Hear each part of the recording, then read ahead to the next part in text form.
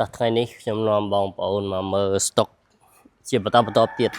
ព្រោះតែឥឡូវនេះយើងលក់ឡានទៅវិញទៅមកទិញចូលលក់ចេញជាបន្តហើយ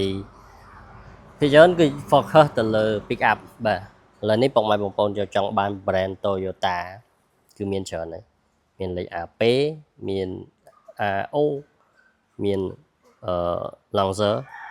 ហើយមាន Tundra នៅខាងចុងហើយនេះទៀតឥឡូវគឺថាស្តុកឡានហ្នឹងជាបន្តបាទតោះទៅមើលខាងមុខសម្រាប់មួយគ្រឿងនេះគឺឆ្លាមឡានឆ្លាមតែក៏របស់ Toyota មួយនេះគឺថាវាធ្វើការបានល្អមែនតើហើយភាពធន់របស់វាគឺនៅយូរអង្វែងឆ្លាមនេះបើគិតពីអាយុកាលឆ្លាមឆ្នាំ2000មកដល់ឥឡូវយើង2026អាយុ26ឆ្នាំទាំងជានៅស្រុកគេហើយស្រុកខ្មែរទៀតគឺថាធ្វើការបានល្អមែនតើធន់ហើយប្រើប្រាស់បានយូរអង្វែងបាទនៅតែស្អាតរៀងបែបនេះគឺនៅតែសមរម្យប្រើប្រាស់សម្រាប់កម្រិតជីវភាពសមរម្យឬក៏អ្នកដែលជ្រើសរើស collection សម្រាប់ old school បាទឥឡូវនេះខ្ញុំឃើញ team ឆ្លាមច្រើននៅស្រុកខ្មែរ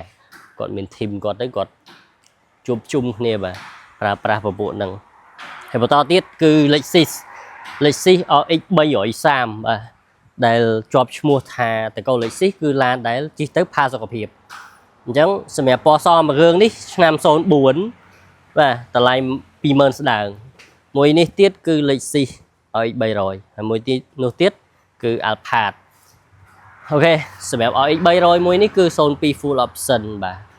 សម្រាប់ឡានទាំងអស់នេះគឺធានាផែនប្រាក់ជូនពុកម៉ែបងប្អូនអញ្ចឹងរាល់ការទិញយកទៅប្រើប្រាស់ថ្ងៃក្រោយបងប្អូនចង់ upgrade ឡើង series អីហ្នឹងគឺថាតាក់ទងមកបានហើយតទៅមុខទៀតនេះមកជួរនេះមើលខាងក្រោយសិនទាំងអស់នេះក៏សុទ្ធតែជាភេទ pick up បាទលើតោះទៅមើលខាងមុខបាទប្រភេទ pick up គឺមានច្រើនបាទមានច្រើននេះឃើញទេបងអញ្ចឹងសម្រាប់ពុកម៉ែបងប្អូនណាដែលត្រូវការ Toyota 06.2នេះក៏បានToyota Hilux Revo V Edition 022នេះក៏បាន Mazda នេះក៏បាន Mazda Pick Up ឆ្នាំ020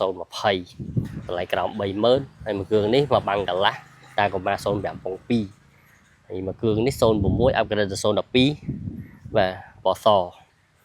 នេះគឺ Tundra ក៏លេខមើលខាងមុខគឺមាន Nissan Frontier 06.2តាមគ្នានោះគឺ Tundra អូខេបងប្អូននេះហើយគឺជារាល់ stock របស់ CK លក់ឡានកំពង់ធំគឺមានច្រើនអញ្ចឹងបងប្អូនចង់បាននេះសម្រាប់ឡានទាំងអស់នេះបងប្អូនគឺធានាផែនបន្ទាជូនបងប្អូនយកទៅប្រើប្រាស់ថ្ងៃក្រោយចង់